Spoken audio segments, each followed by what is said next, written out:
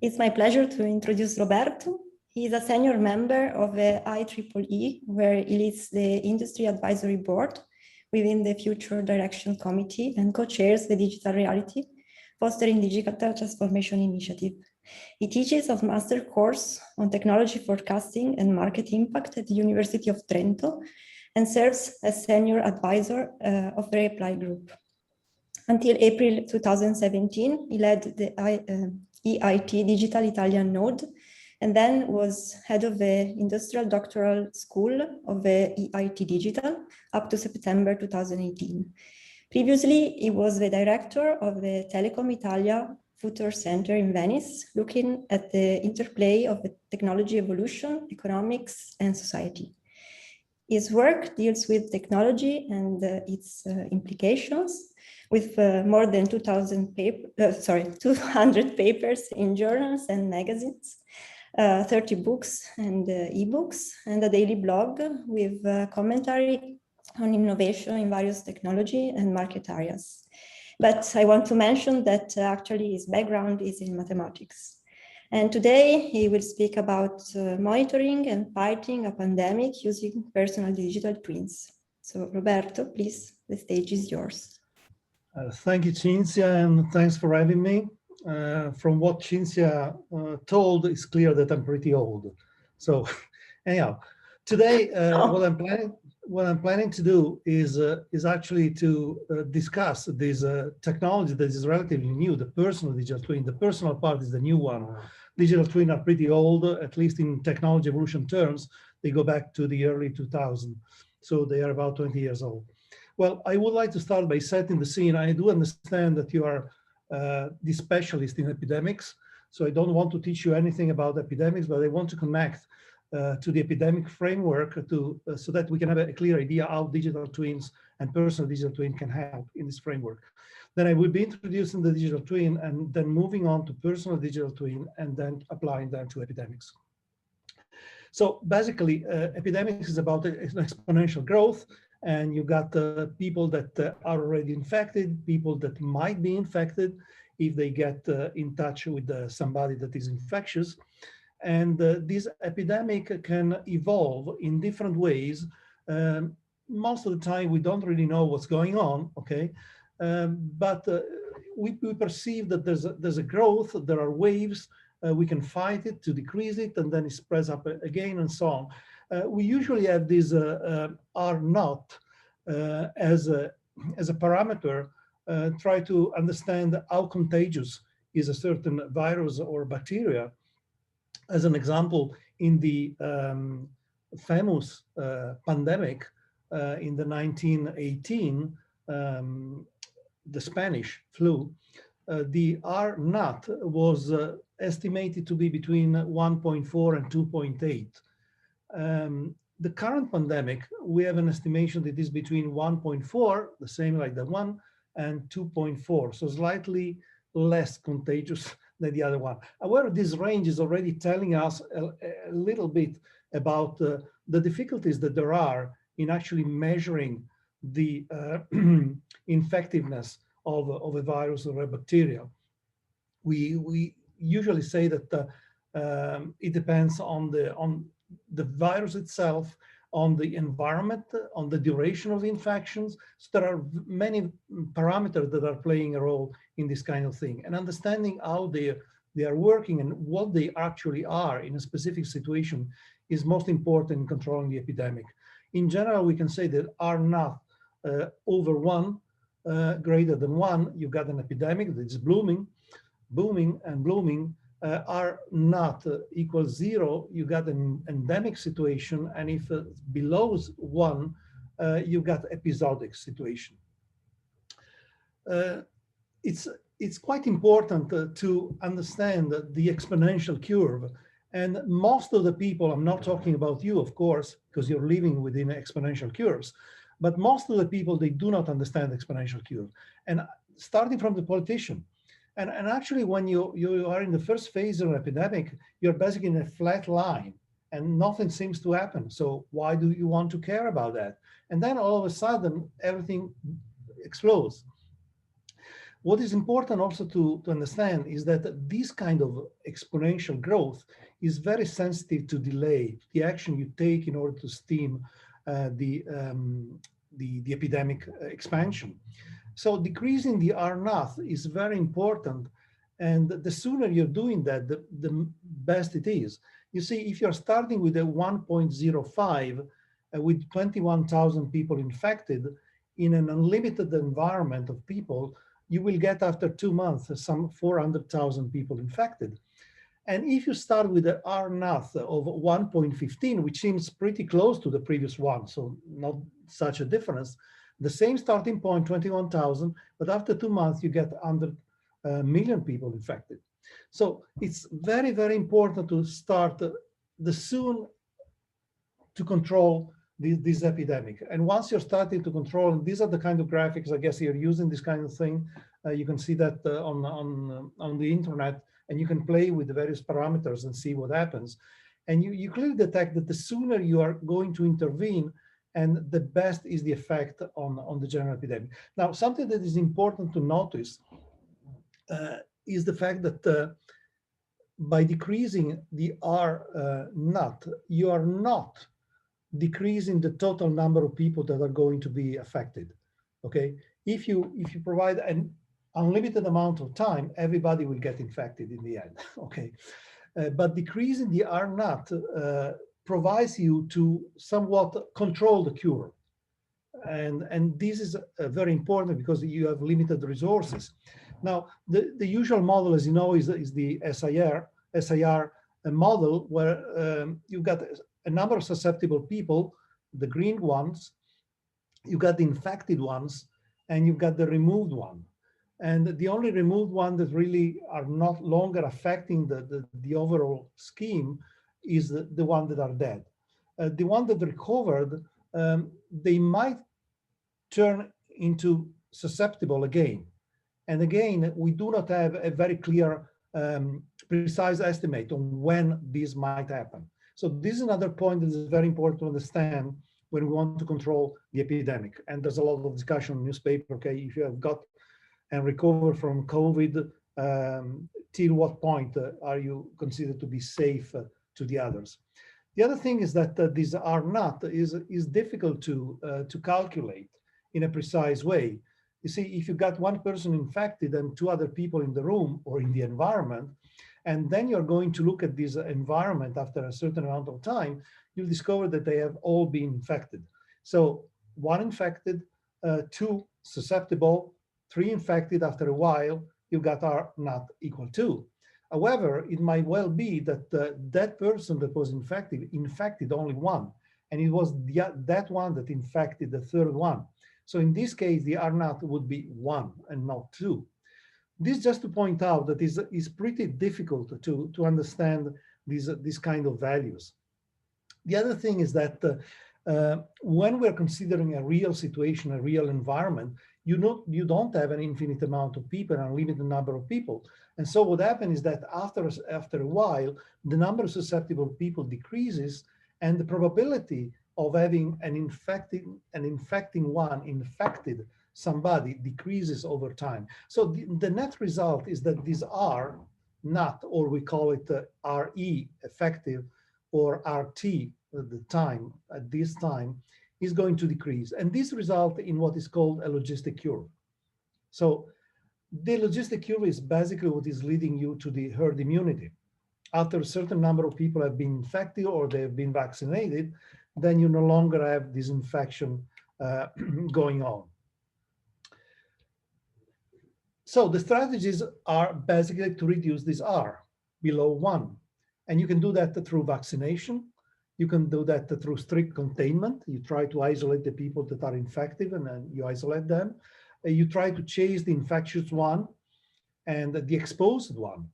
So you want to understand who's got closer enough for a sufficient amount of time, or especially very, very close, so that you can somewhat contain the infection by just having some sort of isolation of those people.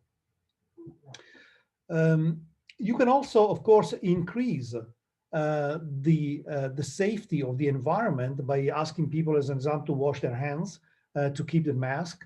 And all of this is clearly reducing the probability of contagion and therefore reducing the exponential growth.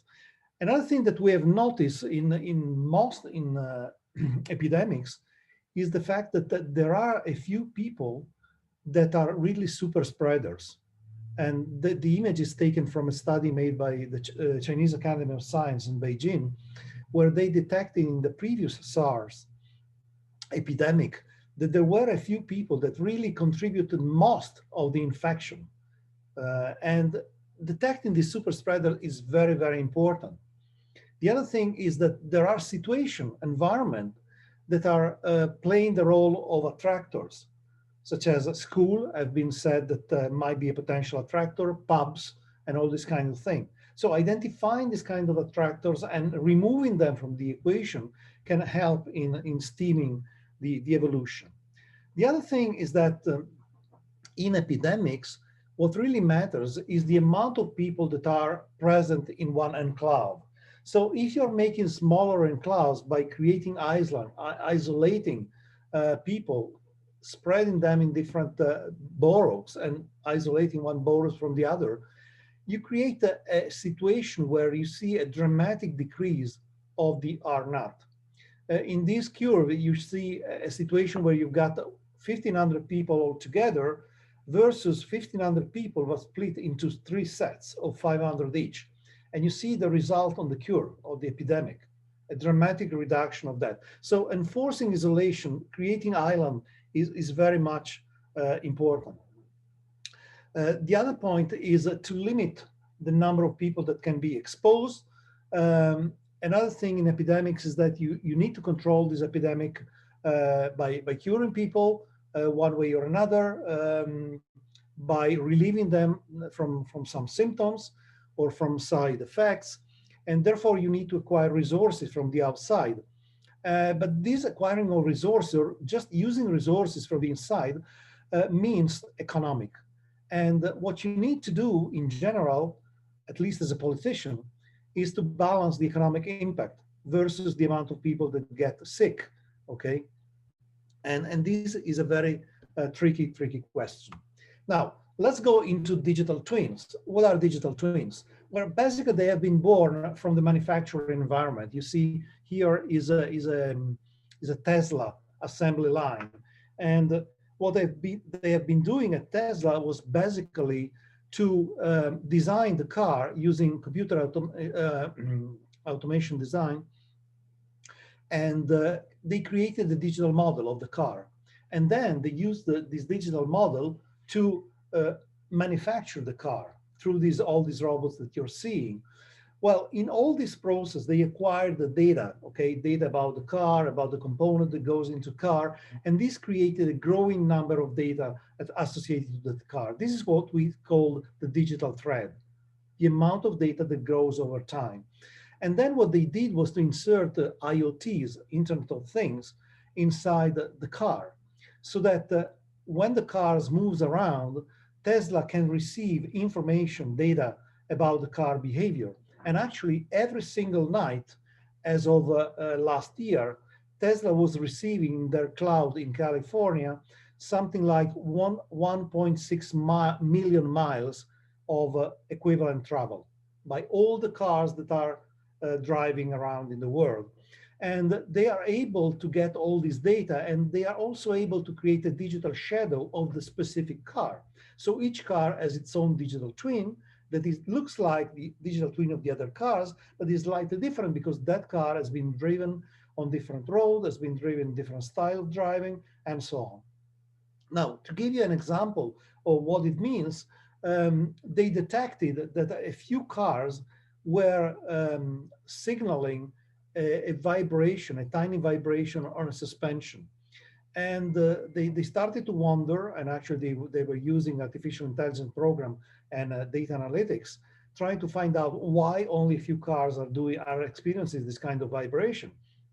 And it turned out that by doing regression testing and using the digital thread for doing this kind of thing, they were able to pinpoint that those particular cars have been assembled by a certain amount, type of robots that was had just incurred into some sort of maintenance. And therefore, that robot was tightening the screws slightly less than the robots on the other side. And that created an imbalance that after thousands of kilometers generated a loose suspension on one side, and hence this vibration. Now notice that this vibration was pretty small, and the driver were not detecting it. It was detected through sensors. So what the Tesla did was to send a message to all their repair shop, customer care shop, and said, okay, once you get a driver driving in with this kind of model of Tesla, just make sure to fasten this screw so that the car is rebalanced. And the driver never suspected that there was something wrong with their car. So this is the kind of thing that you can do with digital twins. And the idea then came particularly first to General Electric, because General Electric is running manufacturing division, developing engines and developing turbines, but they are also running a very important, very big business on healthcare. And so they inherit the kind of software that we're using in the manufacturing part of the company and try to apply that into people, into patients. They were already developing and using digital twin for hospitals, for their equipment, medical equipment, and for them it was a very easy and obvious step to expand the digital twin into the personal domain. Now, we do all have a personal digital twin, although most of the time we do not have control of our personal digital twins, and there are actually several of them. I can have a digital twin of my body being developed by the healthcare system. There can be a digital twin of my social circle. Facebook is taking care of that, and they know much more about myself than I do. IEEE is developing a knowledge digital twin, by the way, in cooperation with the Trento University, with Fabrizio Granelli. I mentioned this for the sake of Andrea Pugliese that is listening. So they're trying to develop a knowledge digital twin of people as a way to provide a service to the IEEE membership. And actually, if I'm looking at my personal space of information, and I did this on a Saturday that I was lazy, I just wanted to roam around my digital space. And I developed this kind of circle where every single dot is a data set that I'm generating. And what is most important is the fact that you see the red dots, the dark red dots. Well, these are not data spaces, data that I'm generating directly. These are data that are being generated by the company that I'm providing my raw data. Because of my raw data, they can develop other data, further data. And this is what we call the metadata. Data that are deriving from an analysis, from data analytics, from artificial intelligence, something like that. And on these data, basically, I have no control whatsoever on that. And this is something that is happening over and over. I just happened to receive an email from Amazon. Actually, this was my third mail from Amazon that I received in the space of 3 months, where they were pointing me to some pictures that I stored on their servers. And that was in 2003. So the mail said something, hey, look what you did this day in 2003. And they proposed me a few pictures. Now, what was really upsetting was the fact that in 2015, Amazon sent me an email saying that, okay, the free space is over. So if you want to keep your photograph on our servers, you have to pay a monthly subscription. So I decided to opt out. I downloaded my pictures and I put them on another server. But my pictures are still there, as it appears clearly, because they still have them. So this is the kind of situation we're living today, okay? We are generating data. Sometimes we're not conscious of generating this data, but these data are captured by a variety of different companies, and they are beyond our control, in spite of all the talks we're making about the GDPR and the property of data and what kind of rights we have on our privacy and so on. Okay, it's just talking, it's not reality. all data are there. So the best that we can hope out of this data is that we can make use of them and make a good use of them. Now, how could I use a digital twin in the context of an epidemic? Well, my digital twin would know where I am and would know where I have been through the digital thread. And my digital twin would also be potentially able to get in touch with other devices so that it could know what kind of people I've been in touch with. And you might have seen, actually, is just today is the first day of Sidewalk. I don't know whether you have realized that or not, but starting today, Amazon, unless you decided to opt out, is using your device to create a mesh network. This is Sidewalk. They are saying that they're using no more than 85 kilobit per second of bandwidth, of your bandwidth, and no more than 500 megabyte of data per month. What they do basically is to use the Echo, the Alexa that you might have in some place, okay, and connect through a mesh network through other devices, maybe to a cell phone that is coming in from the person that is coming visiting you, and they are using that cell phone to connect your data to other people and so on. And they are all encrypted so that they are not visible in the transfer, in the transit points, but they will end up connecting to Alexa, to the Alexa cloud. And by the way, this is the way it works with the AirTags. You have seen that Apple has announced the AirTags. Now, AirTags seems something innocuous in the sense that they connect via Bluetooth. And so they have to be within your home so that you can find your keys. But actually, you can leave your keys on the other side of the world. And using this kind of mesh network technology, whenever a person, doesn't matter who is, as a Bluetooth activated, that AirTag is connected to that Bluetooth and sending a tiny little message so that when that person is connecting to another one and to another one and so on, eventually that message will reach the Apple cloud. So that Apple is able to tell you as you are in Trento that you actually left your keys in Rome, okay? Just using the kind of mesh network. So this is something that is already existing. It's not something that has to be invented. It's technology we already have. And this is the way we can use a personal digital twin to find out whom we have been in contact with. We can also get information from other devices, such as wearables. There are plenty of wearables now on our wrists, on our bands, and all this kind of thing. People, your young people doing gyms and so on. Well, they can pick up information, but also your cell phone can be a tremendous sensor for many things. You're talking in your telephone, okay, and when you're talking an application, and there's been at least two that I know. One is from Cornell and University, and the other one is from the NSU, University of Singapore, National University of Singapore. Basically, what they do is that they listen the way you're talking. And by listening to the way you're talking, they create a sort of baseline of the way you talk, your usual talk. And they compare this baseline with the new way you might be talking at a certain time and try to understand why is it that you're talking differently. And you may be talking differently because you have just run, okay? And you're after a tiring session. But in that case, your smartphone most likely would have detected that through the accelerometer.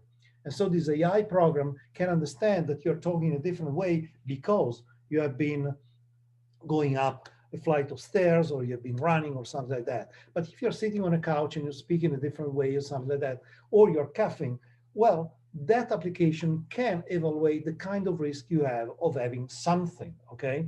It cannot be specific, but it can just evaluate in terms of risk of having something. And this kind of information can remain in your smartphone. So it's not something that has to be percolated, expanded through the world, okay? It remains in your cell phone. That's the idea. However, your cell phone can use this kind of information integrate it with other parameters and just release some aspect of that, such as, hey, here is a guy that might have an increased risk of having got the COVID. And this increased risk is evaluated because this guy has been in touch with these people. Okay, so there has been a certain kind of probability because he's coughing at this time, because he has got a temperature and all this kind of thing. In this release of information is just providing a data that there's a point in a certain space that has an increased risk. And this data is matched and analyzed versus many other data that are converging into this space. And the result is that there's a green arrow, you see, coming back to the personal twin on the phone, telling, look, based on the kind of information, the data analytics that we have harvested through many thousands of people, we feel that actually risk is lower or is actually higher, okay? So it's a continuous feedback between the personal world and the social world. Now, the proposal that the IEEE has developed and actually has proposed in several countries, particularly in East Asia, because they don't have particular concern about privacy of people, okay? Whereas privacy in Western Europe is pretty strong. And actually this kind of solution has been adopted in Taiwan, in South Korea, at least as an experimental level. So what is this kind of application or solution? Well, we can identify 3 players. And it's important to have a separation of roles, particularly to protect the privacy of people, of individuals. And you've got the one player that is yourself with your digital twin. And this is the triangle, okay, the personal digital twin. The personal digital twin is doing local analytics based on the kind of information or data that I expanded before. And can also provide his physical twin, that is myself or yourself, with information, okay? You are running a certain kind of risk, a certain level of risk. And when this level of risk at the personal level reaches a certain threshold, it can raise a red flag. So this red flag goes to the healthcare institution. And the red flag is not about yourself, it's about somebody who has a specific risk of being affected by COVID. So the healthcare institution is harvesting all this kind of data without knowing the names of the people, okay? And when it detects that in a certain area, in a certain island, there's a high probability of having high risk of epidemics, of a blooming epidemics, then it goes to the authority and say, we've got a risky situation, okay? And it doesn't even need to tell where the risky situation is. The point is that the authority should decide what kind of policy need to be implemented. So they receive data from the healthcare institution saying there's a high risk of epidemics. This might have this kind of consequences. And then the authority has to decide, okay, how do I balance this kind of consequences versus the economic factor, versus the limitation of freedom to the individual person or to a business in a certain area and so on. And it creates what we call frameworks that generate prescriptive analytics. And basically these frameworks are downloading onto each personal digital twin. So that the personal digital twin, my personal digital twin, knows that is part of a certain framework. And this framework is telling that this is a red area because we've got this kind of thing in Italy, red, okay, yellow and all this kind of thing. So in a red area, you can do something and you cannot do something, actually a lot more you cannot do than do. In a yellow area, you can do more and you are supposed not to do less and so on. So is my personal digital twin that now is aware of my kind of risk. It is aware of the kind of framework that it has to comply.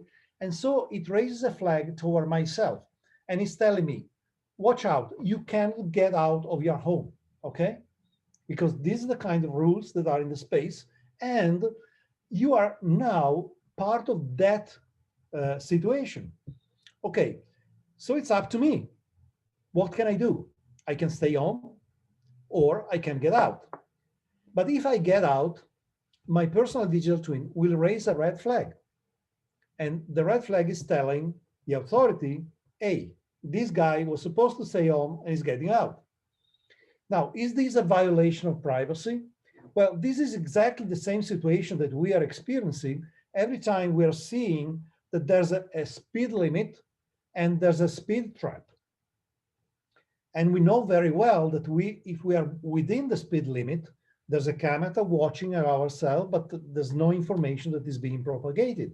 However, if I'm exceeding the speed limit, my plate number will go to some office and I will get a ticket. This is a violation of privacy in a way, okay, but we're used to that. This is the way of living. And so we live with that. Now, interestingly, the personal digital twin is something that can be a sort of regulator between the value of the local privacy, of my privacy, and the social benefit. And of course, this depends, it's a fuzzy line, okay? When I'm feeling unsafe, I'm much more willing to accept the limitation of my privacy. Like I'm going through a neighbor that is perceived as a dangerous one. Having a safety camera looking at me, I mean, it's fine, okay? Because it provides me with maybe a false sense of security, but still a sense of security. But if I'm in a place where everything is fine, there's nothing that may happen and so on, and I still see the same cameras looking at me, I may get nervous, okay? So it's a matter of perception. And actually, one of the most important things that personal digital twin can do in the context of epidemics is to create an awareness. This is very important. One of the trouble that we have been experiencing, at least in Italy, is the fact that communication about the epidemics and the impact of the measures that are being taken to fight the epidemics are really confused. We are getting different opinions, different people talking something, and we have the impression that, well, whatever I'm doing doesn't really matter, okay? And then there's this basic perceptual aspect of statistics. You are expert in statistics, so you're pretty confident in statistics, but normal people, they don't understand statistics. And so when you're saying that there's a probability of 1 in 1 million, okay, of getting sick, people tend to say, well, 1 in 1 million is nothing, okay? I can walk around without my mask, it's not a problem. And then the same statistic is telling there's 1 out of 1 million probability that if you get vaccinated, you get a side effect and you die, okay? And then people get concerned and say, oh, that I don't want to be vaccinated, because it's the same 1 in 1 million. The problem is that we do not have a clear understanding of what a statistical number means.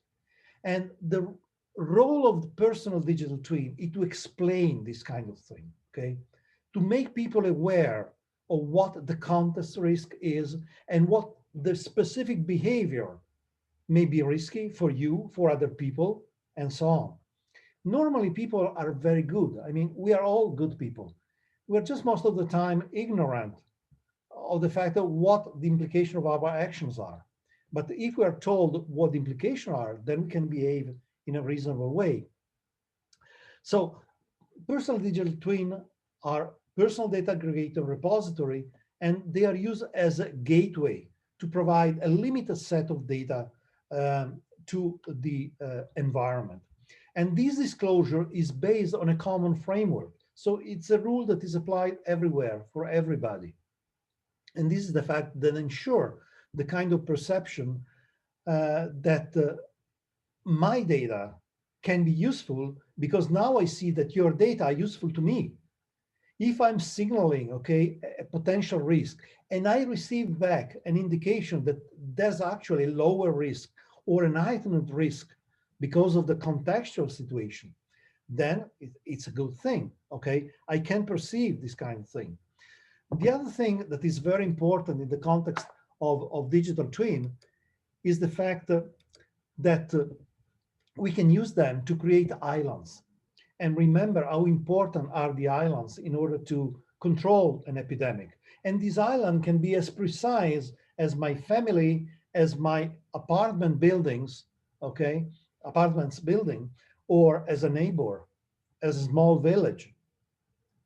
If we were to apply this kind of technology, we can actually release a lot of the constraints that we have been suffering through this year and a half, because we can isolate, we can create this island. Today we have this big regional red color, and in the Piedmont area where I live, there are areas that are absolutely COVID-free, okay? It doesn't make any sense to stop people going to have a beer in a place that's no COVID whatsoever, okay? And yet, this is what is being done. We are using 4.5 million people as the statistical basis for implementing actions that are affecting a single person. This doesn't make sense, particularly with the kind of technology that we can use today. The final point is the use of personal digital twin as a sort of lever, okay, for trimming and tuning the curve of epidemics. And in terms of economic impact, we usually classify epidemics having a V shape, a U shape, a W shape, and an L shape. This basically means that when you have an epidemic and you are implementing a regulatory enforcement, okay, containment, what happens is that business shut down and all the economy is slumped, goes down. And so you've got this downward curve. And then if you are releasing all these constraints, that the curve goes up and you get a V shape, okay? But if you are releasing it too soon, then the epidemics will start again. So what government tends to try to do is to go down to keep the constraint for a certain amount of time, 2 months maybe, as we did in the first wave of the epidemic, and then to release it. And we've got a U-shape economic recovery. Or we are releasing it too soon, and we discover that the epidemic starts again, and then we have to close again. And this is the W shape, okay, curve. This is what we are experiencing today, basically, okay? And with the trick of the yellow, white, and orange, red, they have been trying to create big islands, okay? And try to constrain the epidemic in those islands to create a W recovery shape of the economy in that way. What we absolutely don't want is to close down the economy forever. So the L shape, that is, it never recovers. And in case of some business, this actually happened. There have been a number of businesses that have been closed and they will no longer open up ever again. So for them, it was an L economics. Now, if you can segment the whole economic space using personal digital twin, also in terms of business, you can not just regulate the economic recovery in terms of a regional space, of an area, geographical area. You can regulate the economic recovery based on the type of industry. You can say, okay, this kind of industry can only sustain this amount of lockdown. If I prolong that, that industry is over, okay? So again, these are kind of things that can be done. So you can do this kind of thing in many different ways. At the same time, you have to be clear to people why you're doing this kind of thing. And people are really getting confused.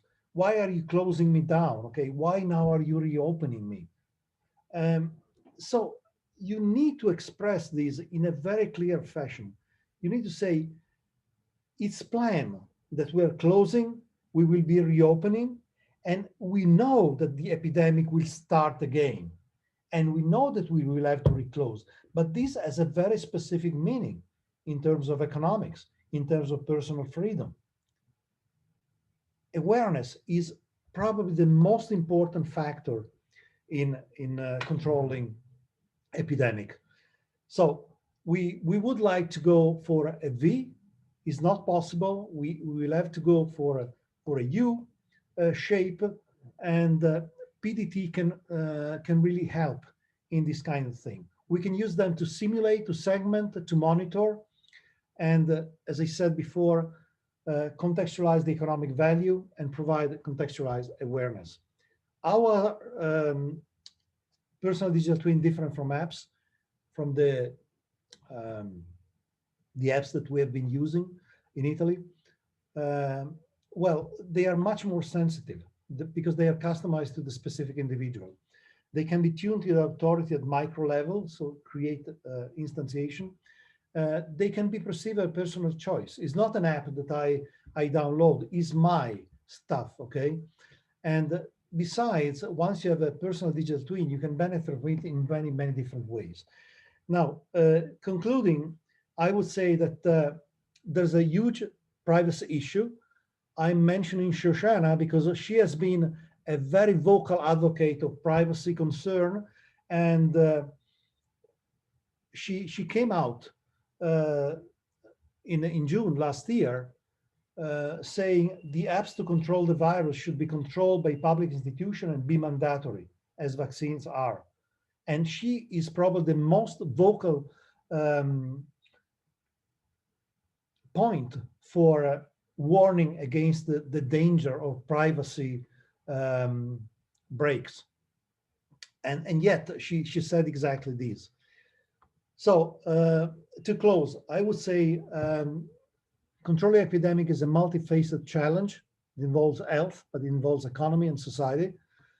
Personal digital twin can be of a help. They can own data. They can be subject to standardization, so the game is the same for everybody. A top-down approach is required. It has not worked in Europe, in Western Europe, although we presented this at the London conference, governmental conference on this kind of thing.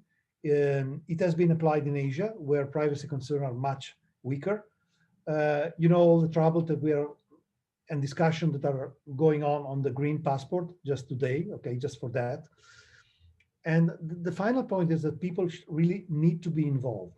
Awareness is crucial, transparency is crucial, and they have to perceive that this is a service, okay? It's not an imposition, but it's actually a service. Okay, with that, that's it. Thank you. If you've got questions.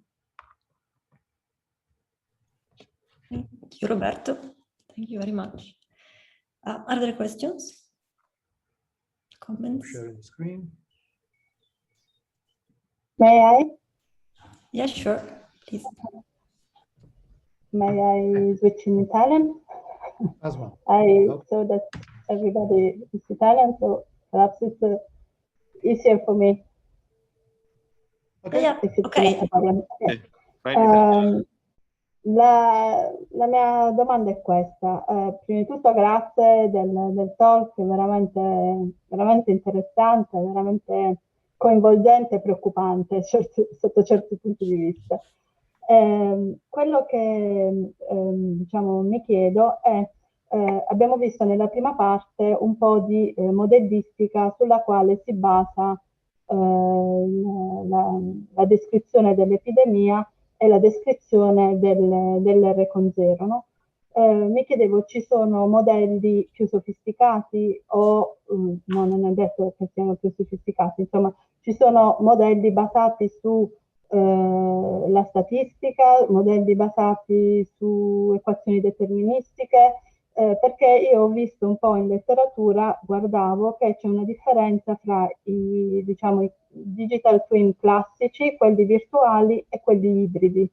Diciamo che quelli virtuali sarebbero basati sull'approccio individual based, mentre gli ibridi combinano entrambi gli approcci, un approccio deterministico cioè usano le equazioni classiche della meccanica, però includendo anche l'aspetto appunto stocastico. Per cui mi chiedevo, per i personal digital twin di cui lei ci ha così ben descritto, su quali tipi di modelli sono basati? C'è un apporto che come matematici, come modellisti possiamo dare? In particolare mi riferisco all'aspetto dell'awareness, cioè della coscienza. Siccome diciamo nelle ricerche che sto facendo anche in collaborazione qui con Deborah, abbiamo in qualche maniera in modelli deterministici modellizzato la coscienza, l'awareness, mi chiedevo se appunto potessero essere di aiuto, potessero servire anche all'interno della costruzione dei personal digital twin. Grazie. Okay, thank you. So the question is about whether there's a model behind the personal digital twin that is already established or not, whether they're hybrid or virtual or whatever. Well, actually, it's a very new area. And what we're seeing is that each individual organization is developing their own way of digital twin. As I mentioned before, we have different kinds of data, like the social data that are intercepted by Facebook, as an example, Instagram, or all the other thing, and they are doing data analytics on this kind of thing. So in a way, they have a model, and they have developed a way of deriving metadata out of those data and then information. In the healthcare space, I know that General Electric has developed their own model based on the data that are generated from their equipment, because they want to sell this kind of thing to hospitals. And so they are getting on one side the data generated from their equipment, and on the other side they can mix these with other data taken from the medical record and create then a data analytics based on this kind of thing. In case of healthcare, the digital thread is particularly important because, of course, you cannot take just a snapshot of a person and say, okay, this is the situation.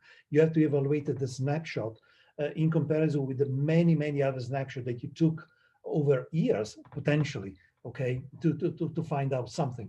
And in our case, in epidemics, it also has to be compared with a snapshot taken around, in the context around yourself, okay? We have a standardization group that is working on this kind of thing. But this standardization is only about the data, the ontology, okay? What are the data and what are... Now, IEEE as a very broad ontology. They have an ontology based on 14,000 entities, and they are using this kind of thing for the cognitive digital twin. So trying to understand what I know. It's an area, it's a very interesting area. It's also a very complicated one because I can generate a very precise digital twin, cognitive digital twin of myself that knows what I know, but how does the digital twin knows what I forget? So this is a very difficult question. And there are people at university, I mentioned before Cornell, but also at other university, Cambridge Mellon, as an example, is working on this kind of topics. And they try to find out by analyzing the kind of interaction that one person has to deduce that something has been forgotten or something needs to be reinforced in terms of knowledge. So coming back to the core of your question, there are standardization going on. It's an open area. There's surely plenty of space for research and for contribution from mathematicians in this area, both on the side of epidemics and on the side of social networks, deriving data, and of course on the side of cognitive digital twins. Thank you. Are there any other questions? Well, maybe I can ask a sort of a general question. As far as you understand, are strategies of this kind that worked in Asian countries like Korea or Taiwan to really contain the epidemics? Do you really understand how they worked out and what they used? Well, these are society where the concept of privacy does not exist. Actually, privacy is a sin in the Confucianism philosophy, okay? Because you are going, by asking for privacy, you're going against the societal benefit. So it's a sin in this kind of cultural context. In China, if you want to get on a bus, you have to show that you are green, okay? And so your smartphone has a QR code, and you have to use that to enter into the bus, to go onto the subway and all this kind of thing. So it has become a sort of a normal way, but that was already before the starting of the epidemics, okay? They are very, very much, they have this kind of social scoring, you know, in China. If you're not familiar with that, Google social scoring China. And for our culture is really something upsetting, okay? We don't want to have this kind of thing. In Singapore, they are controlling everything. So there was not a problem of controlling people or telling people that you are going to be monitored, okay? In Taiwan, it's likewise. In Taiwan, we're able to discover a potential epidemic before China discovered that there was an epidemic in Wuhan. Just because of the kind of relation, they are monitoring the social network and so on. And by monitoring the number of people getting the flu or some sort of flu, asking for medicine for cough or something like that, they were able to pinpoint. And actually, the border between Taiwan and China was closed before the epidemic was announced. And Taiwan was great in containing the epidemic. South Korea, same thing. I mean, these are countries that are basing their social structure on a different kind of culture and understanding. So it doesn't make sense for us to say that they are wrong and we are right, okay? They are saying exactly the same. We are wrong and they are right. It's a different thing. The attempt that was made with personal digital twin by the IEEE, that is a worldwide organization, but clearly is rooted in the United States, was to find some way to balance between the societal benefit and the personal need of privacy. So that was basically the motivation for coming up with this kind of proposal.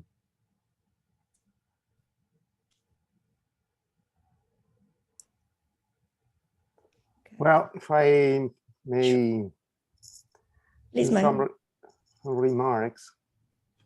Well, there are several. First of all, you should try to prevent epidemics, not only to control them after they started. So they didn't do nothing in China to do that. Yeah. Now, let me say that they have created a police state. That's my personal opinion, because you're now monitored, there's social scoring. If you do not behave according to what they think to be the right behavior, you will not get some services, and so on and so on.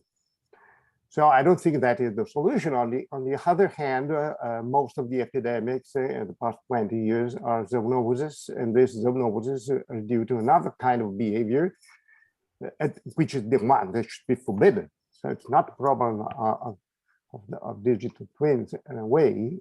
So you should avoid, for instance, to actually have these new pathogens enter in a way how human mankind, and that is due to the wrong management of our connection to the nature in a way. So my first personal observation. Then another remark. Of course, personal digital twins, well, in a way, they've been used in epidemiology for a long time. Just to give you an idea, we studied schistosomiasis in Senegal, and we to study mobility, we had the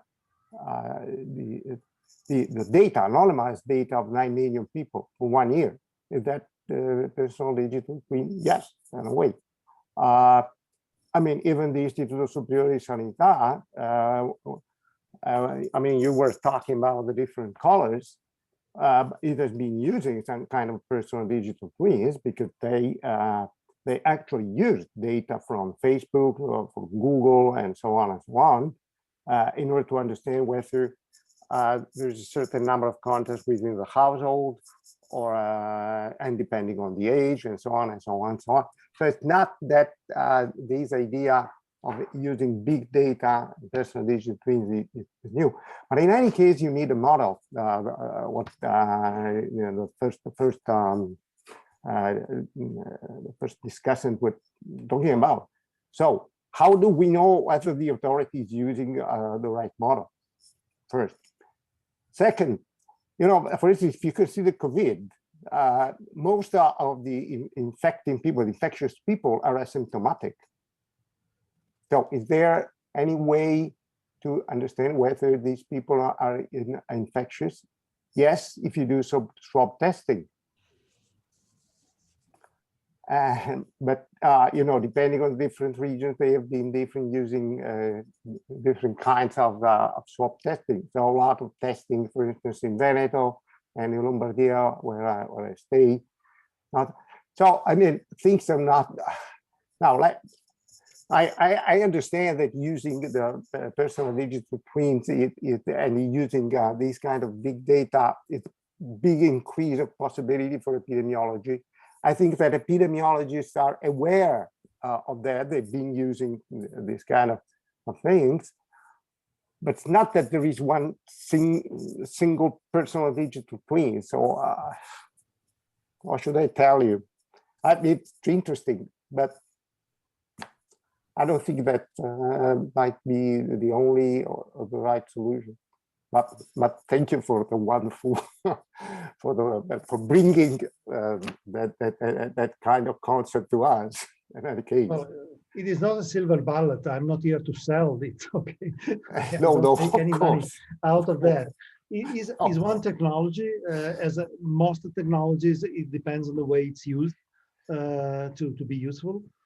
It offers a space.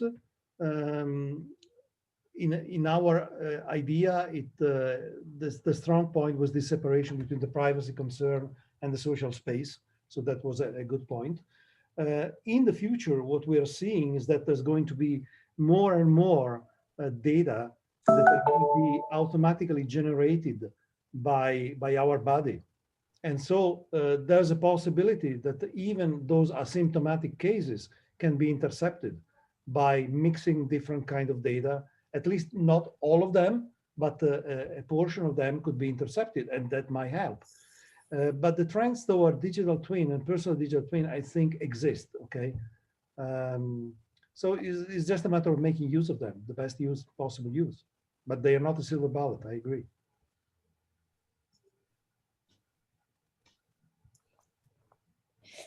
Any other question or comment?